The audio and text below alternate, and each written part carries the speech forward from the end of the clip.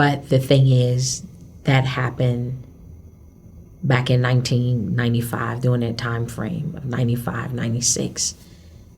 And I can still recall everything in my mind. I still have nightmares about this man, the things that he did, the things that he said, the disrespect that he displayed, the verbal abuse, the emotional abuse that came with all of it, because it was abuse. Abuse in a way that I didn't understand at that time. But since I've aged and been able to go through life and now talk to like other victims of military sexual trauma, you can connect some things together. But there was a lot. And then the worst thing that I did was I tried to deal with all of this on my own by being silent. So I suppressed all of that trauma in a way that was definitely negative. It was not good for me, but I didn't know that. There were family members that still didn't even know what happened. People didn't know what was happening until August the 1st of 2020, when I did a protest and I stood in a park and I revealed my trauma to a whole bunch of people that I had never met in my life.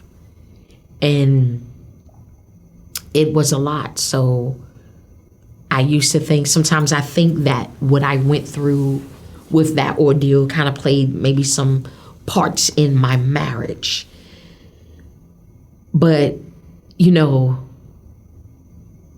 it's something that I know today that it will always be a part of me. It's embedded. It's etched into my total existence. But it's not something that I can wipe away. There are times that it all come up and I have to deal with it.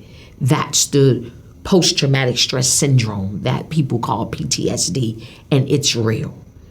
It is really, really real. It can bring about anxiety, depression, low self-esteem, even to a point where you just can't even work with someone who reminds you of your predator, you know. And it has played its course in my life. You know, it's definitely played its course in my life. But like I said, it ended in a court martial. That was traumatizing for me. Very traumatizing to be in, you know, a court setting and being badgered, you know, with questions and things that wasn't the truth and things that were kind of really, you know, demeaning in so many ways. Just demeaning as a woman, demeaning as a woman in a uniform. You know, like I always used to try to figure out what right did he have to do that, you know, to me. And it took me years. It took some counseling, a lot of counseling, just for me to get past the point of knowing that it wasn't my fault. You know, I am just getting past, it wasn't your fault that this happened, but it did happen. And like I said, when I suppressed it and it surfaced with a vengeance. It surfaced with a vengeance to a point where I was not able to contain it anymore.